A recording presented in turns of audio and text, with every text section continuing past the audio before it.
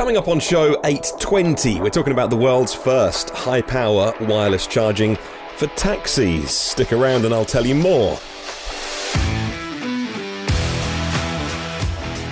Plus, the Ford Mustang Mach-E has been spied in Detroit. We've got a price list for the Mach-E. Electrify America, driving cross-country, now possible. And if you are charging with your Tesla Model S and X, well, the supercharging rate just got quicker.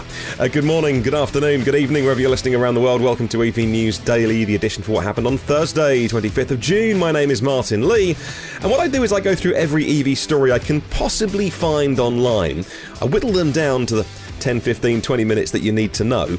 And that's my job that I do for you. Well, thank you very much to MyEV for helping make the show. If you're in the US and you haven't checked it out yet, and maybe this is the year that you'll dive in with both feet and buy an EV. If it's a car with a plug socket on, you want to check out some research, or even if you're in for buying and selling, check out myev.com. Well, a pre-production Ford Mustang Mach-E has been spotted at some stoplights, and it's appeared online and on Woodward Avenue in Metro Detroit. The grille shutters at the bottom of the front fascia underneath the Mustang badge are wide open. That'll indicate that airflow is flowing through, being pumped into the radiators, the condensers. As says Jalopnik, it makes sense as it was a hot day in Michigan, so I bet the driver has the air conditioning on, they say. Along with the heat and all the stop-go driving on Woodward, could be a bit taxing on batteries, but really that's where EVs do excel. But either way, that's all we can really tell from the car, that the cooling was in full effect. Apart from that, the Mach-E was looking good. It was in grabber blue, they say. And this was not in any kind of two-tone, but like literally the whole car was in blue. I'm liking the indicator, the orange repeater lights, which are low down on the front bumpers. Actually, I've not seen that detail before on the Mach-E, and I think it looks really good. Again, I know that any kind of SUV/crossover styling of any car is going to get people worked up, a certain proportion of the internet worked up. The comment section is pretty much full of people saying it looks terrible. It looks nice. I like these. The more real life shots we see of the Mach-E, I really like it. I think it's got great style, great size, great shape. There's something about the official shots that Ford first put out that were really underwhelming, and I wanted to be so excited about the Mach-E, the first proper effort from Ford. And there's just something about it I just didn't like the look of, but actually the more and more I see of the car in real life, looks really compelling. Great styling. It's bound to be popular as well.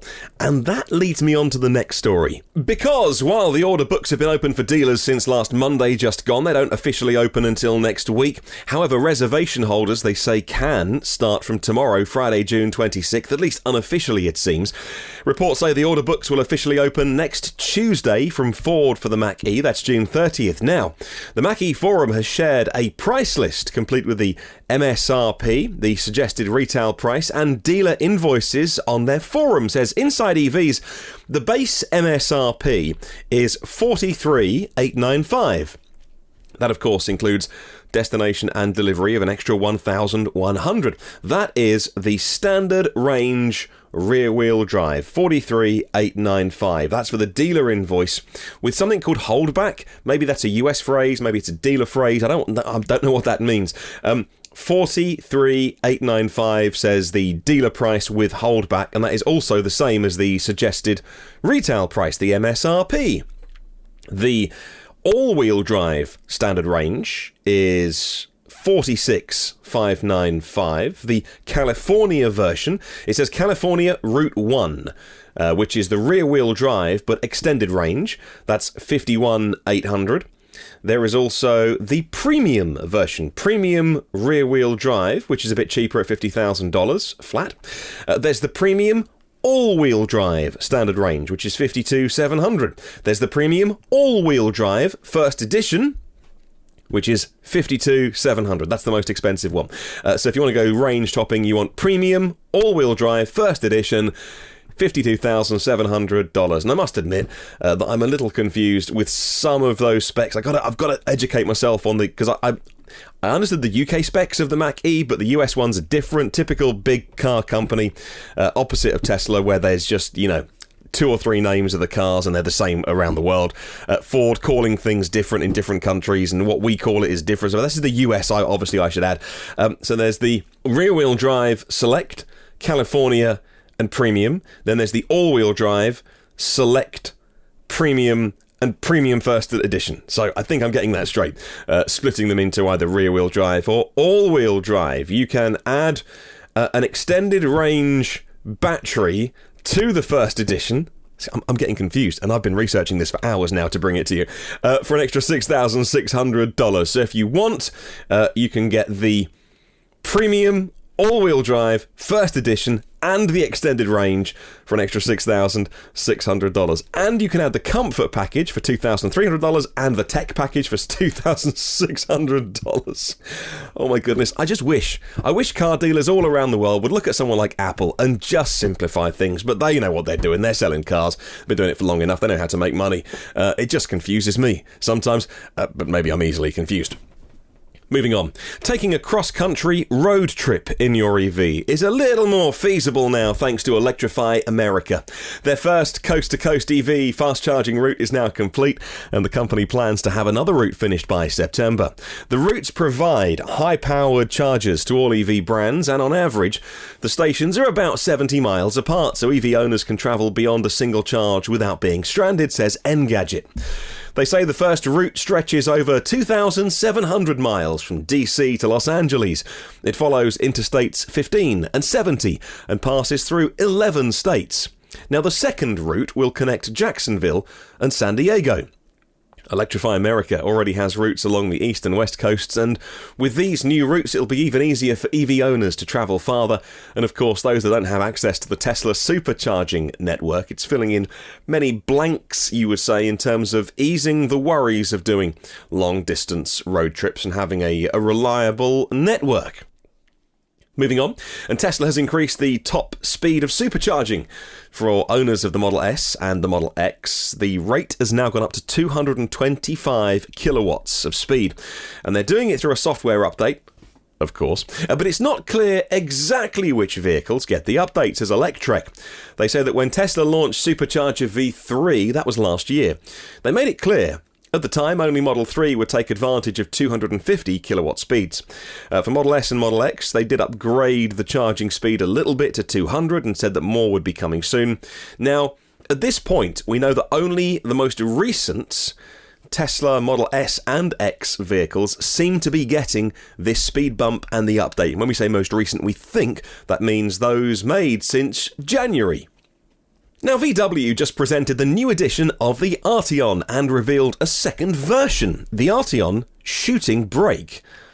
In other words, estate car that's a little bit more swoopy. Anyway, both models are offered as plug-in hybrids for the very first time, says Electrive. In terms of drive systems, Volkswagen is announcing that both body versions will be offered with a plug-in hybrid for the first time, with the long, purely electric range. Many Arteon hybrid and Shooting Brake hybrid drivers will be able to cover their daily driving distance with zero emissions, says VW. They have the 160 kilowatt PHEV system from the Passat GTE, and not the plug-in systems from the Golf 8. It's presented as e-hybrid, by the way. The Passat GTE, Golf GTE, those cars, great cars, by the way. The Passat in plug-in hybrid form, always one of my favourites in GTE form, so it's good to see the Arteon in Shooting Brake, which is very, very stunning styling, by the way. If you want a very practical car, whatever you want to call it, wagon, estate, Shooting Brake, they're calling it Shooting Brake. It just looks really practical, but also really stunning, very stylish as well. And of course, if you can do most of your miles electric, well, that may be a really good solution for you. With demand for EVs growing, Hyundai and Kia and LG Chem are jointly sponsoring the EV and Battery Challenge, the EVBC.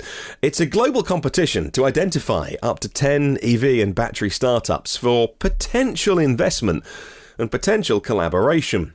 New Energy Nexus, the international startup support organisation, is going to manage the competition. The chosen startups are going to have the opportunity to work hand in hand with Hyundai, Kia and LG Chem to develop their concept projects and leveraging the sponsors' technical expertise, the resources and the labs within those companies.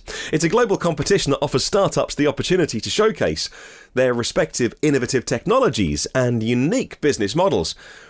And whilst this is great that it's being presented as a sponsorship, that Hyundai, Kia and LG Chem are sponsoring the EV and battery challenge, in my mind, there is no doubt. When you go out there and run a competition for the 10 best EV and battery startups, that means you are looking to acquire and have for yourself the 10 best battery startup ideas. Of course, it's great. It means they're giving a leg up to fantastic innovation, R&D and development, but in my mind, that is those companies, that's Hyundai and Kia and LG Chem, saying, right, we're on the lookout for future technology, we want it as ours, and we'll sponsor this competition, because when we find some good ideas, gobble gobble, that'll be ours. Okay, headline story today. In Oslo, in Norway, Jaguar I-Pace taxi drivers will be charging their cars wirelessly in very small but high-power increments throughout the day, and obviously night whenever they're working and driving. This project is being taken on by Jaguar Land Rover and the commercial wireless chargers Momentum Dynamics, with the help from the charging operator Fortum Recharge, and the taxi network called Cabin Line. According to Green Car Reports, a team of engineers and technicians are going to fit these wireless high-power charging units to the first 25 Jaguar I-Pace electric SUVs to be used by this taxi company in Norway, and it's the largest taxi network in the Nordic countries. Through multiple charging plates, which are going to be set into the section of roadway near Oslo's central train station, which is being used by taxi queues, the taxi drivers pull up to the painted white line, and with the help of a guidance system inside the vehicle, the car will align with the charging plate at the bottom of the vehicle and the one set into the tarmac of the roadway, without ever needing to plug in or do any kind of conscious handshake from a phone or a key fob or an RFID card, or even on the vehicle screen. The inductive charging system works automatically and immediately starts delivering charge to the taxis of 50 kilowatts, and it'll do it in a burst of 6 to 8 minutes, however long the taxi is sitting there for, really. That gives the driver enough time to drop off your existing passengers, wait for a new fare, take on new passengers, and off you go to do another job. I'm obsessed with the concept of wireless charging. Maybe not at home. Maybe, I'll admit, not at home, because is plugging in a lead really the most onerous of tasks? No. But in the future, I can definitely see a place for wireless charging. The efficiency is now as good as plugging in. It's into the mid-90s for the most modern wireless charging systems. There's a plate in the ground, there's a plate on the bottom of your car. It's no less efficient than plugging a cable in, even though people can't wrap their head around the fact that electricity is travelling through the air. But in all of those cases, for taxis, for even if we have it on our own cars, when we go places, like when you go to a destination like a bowling alley or cinema or even shopping in the supermarket, somewhere that your car is going to be for a couple of hours, rather than having all these charging posts and all this kind of street furniture around, I can see a time and a place where there's just charging mats on the ground and you just drive your car over it and your car just starts charging, like putting your phone down on a wireless charger. It just seems like such an elegant solution that is frictionless and, of course, is very safe. All the safety of wireless charging is completely up there, so not going to harm you. If your cat wanders under, it's going to stop charging immediately, and all those things. I know plugging in the car isn't the worst job in the world, but I do see this future for wireless charging. It's far from guaranteed, by the way, because we might never need it, but it would be so cool if we got an elegant solution using wireless charging. It's been kicking around for years, just keeps getting better and better, and it's good to see another trial with taxi drivers, this time happening in Oslo in Norway. Let's stay in the Nordic countries and talk Polestar. For comparison, let's look at the Polestar 2 and the Model 3 financing prices. Well, you can lease a Model 3 for about $371 a month over 3 years with $4,500 down, and that'll cover you 10,000 miles a year. That is for a Tesla Model 3 Standard Range Plus, and that carries a starting price of $37,990. You can find that information pretty easily on Tesla's website. The Polestar 2 costs over $20,000 more. You'll be paying $59,990 for a Polestar 2. But to lease it, you'll pay an estimated $649 a month compared to $371 for a Model 3. That's again over 36 months, again with $4,000 down, again with 10,000 miles a year, says Inside EVs. And for comparison, if you were to choose the most expensive Tesla Model 3 Performance, the price of the Model 3 Performance is about $55,000. Again, 10,000 miles lease. That is $620 a month, with again $4,500 down at signing. So $620 for the Model 3 Performance and $649 for the Polestar 2.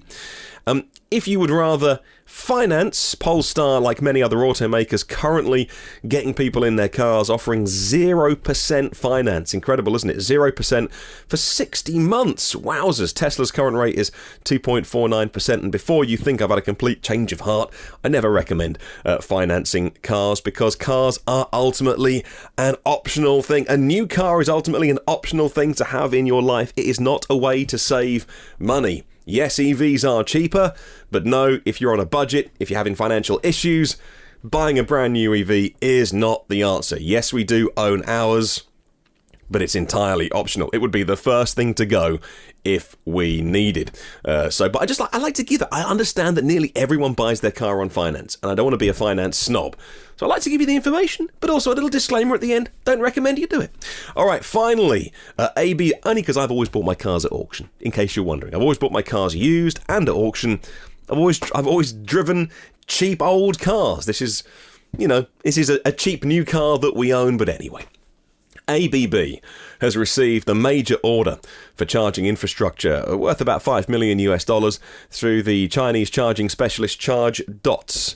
The Chinese manufacturing joint venture GAC, yes, in case you are wondering, that is the one with Toyota, ordering several thousand wall boxes to charge, says Electrive. And if you're scratching your head, well, so am I, because in this country, I've seen the advertising campaigns from Toyota that say, we are the company that choose not to plug in. So I wonder why they're buying all these wall boxes. Well, the joint venture with GAC Toyota was founded back in 2004. They currently only offer combustion engines and hybrid models, but there is a full electric version of the CHR to be launched on the market before the end of the year. These Charge Dot wall boxes are 7 kilowatt wall boxes, and they say specially tailored to the needs of Toyota. ABB said in a press release that the Charge Dot boxes for home charging will be distributed to EV car buyers through Toyota's dealer network, which is great, but I don't know why they need them, because, as we all know, Toyota run advert campaigns saying, we choose not to plug in. We thought Toyota hated the plug, and now they're buying wall boxes? It's a very confusing situation. It's almost like in some markets, China, we're looking at you, they're being forced to make full EVs. Some say against their will. You can make your mind up against that. So that's interesting, isn't it? They're buying wall boxes. But then that means you've got to plug in your Toyota. I'm shocked. Let's talk about question of the week. How would you like to see green number plates, or whatever the equivalent is, green stickers, green bumper stickers, green window stickers, any way of signifying that your car is different? It's an EV. How would you like to see them used? We get them from autumn, but with no defined benefits. So we all get green number plates for owning an EV, full EV, zero emissions car. So plug-in hybrids don't get included in this scheme. But there's actually no defined benefit of having it. Like, we don't get drive-in bus lanes or free parking. It's just, some say, virtue signalling from the government. So what do you think the incentives should be if you have a green number plate or a green sticker in your window or in your bumper? Let me know. Email me, hello@evnewsdaily.com, or leave a comment on the YouTube show. I got not one, not two, not three, but 4 new patrons on Patreon to read out tomorrow. thank you. There are 819 shows in the archive, paid for by Patreon. All the new shows obviously come to you via the very, very kind and generous support of the individual and companies that support via that website. It's called Patreon. It's patreon.com. You don't have to, by no means do you have to, but if you want to, for what is effectively, I don't know, like a posh takeaway coffee once or twice a month, you can become a supporter, a producer, an executive producer of the show, or maybe even more. It's patreon.com/EVNewsDaily. Premium partners are Phil Roberts, of Electric Future, Brad Crosby, Avid Technology, Brightsmith Group for clean tech talent, Porsche of the Village, Cincinnati, Audi of Cincinnati East, Volvo Cars of Cincinnati East, and now nationalcarcharging.com in the US, and their sister company in Hawaii, AlohaCharge.com. Hey, thank you for listening today. Hope you enjoyed it. Good show today, full of tons of positive news from all around the world. Brilliant stories today. A little EV injection of positivity into your day. Have a wonderful day, whatever you're doing. I'll catch you tomorrow. And remember, there's no such thing as a self-charging hybrid.